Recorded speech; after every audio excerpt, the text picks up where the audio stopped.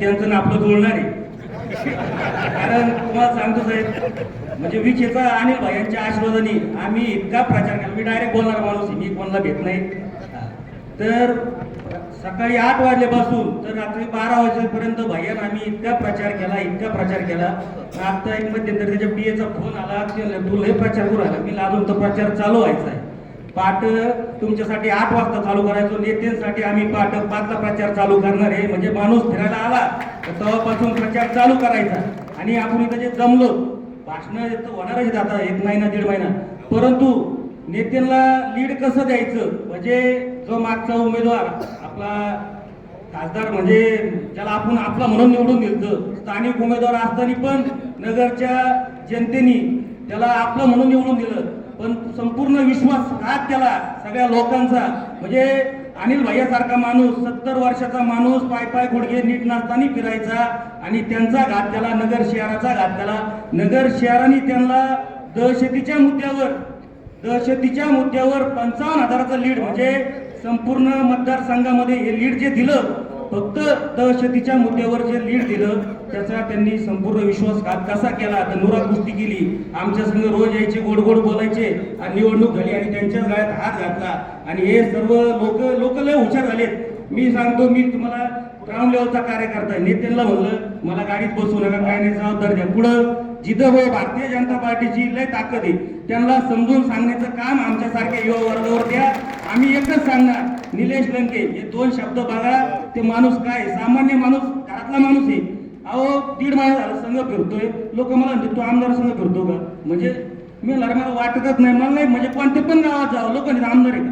म्हणजे नाव सांगा, पण जे ॲटिट्यूड असतं आमदाराचं, लोकप्रतिनिधींचं, त्या माणसामध्ये अजिबात नाही. कारण त्यांचं ते सर्वसामान्यांचे आमदार, सर्वसामान्यांमध्ये राहून त्यांना कळलं. सर्वसामान्य मोठ्या घरच्या मुलाला काय कळणार सांगा बरं, काय लागतं? आम्ही सगळे सर्वसामान्य आहे. त्यांना रोज फोन हेच येते, याचं दवाखाना, याचं काय, याचं सगळे सर्वसामान्य चेंबरसाठी आमदाराला फोन येतो. चेंबर म्हणजे नगरसेवकाला येतो आम्हाला, पण आमदाराला फोन चेंबरसाठी यावा का? तर हे आपलेपणा आहे नीतींविषयी. सुजय विखेला 5 वर्षात मी 10 वेळा फोन केला निवडून आल्यानंतर, तर एकदाही फोन उचलला नाही. त्याच्यानंतर पीएनला केला, पीए 10-12 पीए आहेत. पीएनला फोन केल्यावर पीएनचे उत्तर, म्हणजे मला साधं आहे ना, म्हणजे दिल्लीत माझ्या 2-3 मित्रांना राहायचं होतं बंगल्यावर, तर तेही पत्र मिळालं नाही. मी नगरसेवक नसताना 2 ॲडमिशन केंद्रीय स्कूलला केली दिलीप गांधींच्या मदतीने. यांच्याकडून गेलो ॲडमिशनला. आमच्या वार्डात एक दळी म्हणून मिस्त्री होता, त्याची मुलगी होती. तर यांनी आमच्या केळगावात एक प्रसिद्ध हॉटेल व्यवसाय केली. काही गरज नाही, केंद्रीय स्कूलमध्ये त्याच्या मुलीचं ॲडमिशन यांनी केलं. तेव्हापासून ठरवलं याचं आपलं जुळणार नाही.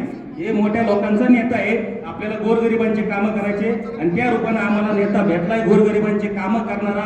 त्या आपण सगळे सारखे, हे तुम्ही आणि आम्ही मिळून काम करायचं. तुम्ही सगळे निलेश लंके असं म्हणायचं, काम करायचं. तुम्ही म्हणता नेते येते निलेश लंके आमच्या गावात येते, ते त्यांचं काम चालूच आहे.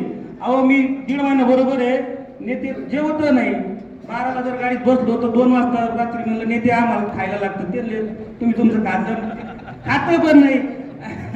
आमची गाडी राहायची बोलायची, आम्हाला खायला लागतं, ते तुम्ही खाता. म्हणजे 3 आणि 4 वाजता रोजचं जेवण अवघड आहे म्हणलं. नेते कसं काय? तुम्हाला ही दैवी शक्ती आहे, आई जगदंबेचा आशीर्वाद आहे, हे कुणी पण करू शकत नाही. असं नेतृत्व तयार व्हायला लय वेळ लागतो साहेब. असे माणसं तयार होत नाही. तुम्ही सांगा, माझ्यासारख्या माणसाला महिना झाला रोज फोन आहे, काय पाहिजे, पैसे काय? अरे म्हणलं कंपनीत कामाला जाईल, नगरसेवक पद गेलं म्हणलं, कंपनीत कामाला जाईल, पण तुमच्या दारात येणार नाही. कारण हे असे माणसं तयार व्हायला वेळ लागतो. तुम्ही बघा, नेते आता इतके भेटतील तुम्हाला, आमदार तिकडं, जेडपी सदस्य तिकडं, सगळं, पण जनता इकडे आहे. हा सगळा विचार करा तुम्ही. मतं कसे फोडता येतील आणि ते नेत्यांना कसं देता येतील याच्यावर विचार करा. तीच एक संधी आहे. एकदा जर वेळ गेली परत वेळ येणार नाही. मतं कसं फोडायचे याच्यावर विचार करा. भाषणं ऐकायला भेटतील, सगळे भेटतील, पण आपण 100 मतं कशी फोडू याच्यावर सूक्ष्म विचार करा. भाजपची जी रणनीती आहे, तरुणांना हायजॅक करायचं.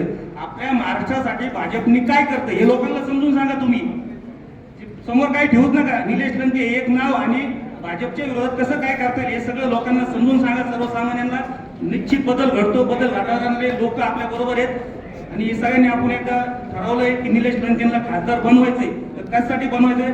सर्वसामान्यांचा आवाज एकच आहे नगर जिल्ह्यात. म्हणजे माझ्या माहितीप्रमाणे 2च लोक आहेत, निलेश लंके आणि विवेक कोल्हे. त्यांची आपली काही भेट नाही, ते तिकडे उत्तर येते. तसेच हे पण उत्तर येते, यांना पण तिकडे पाठवा. सर्वसामान्यांचं आवाज आहे, त्यांना मोठं करा.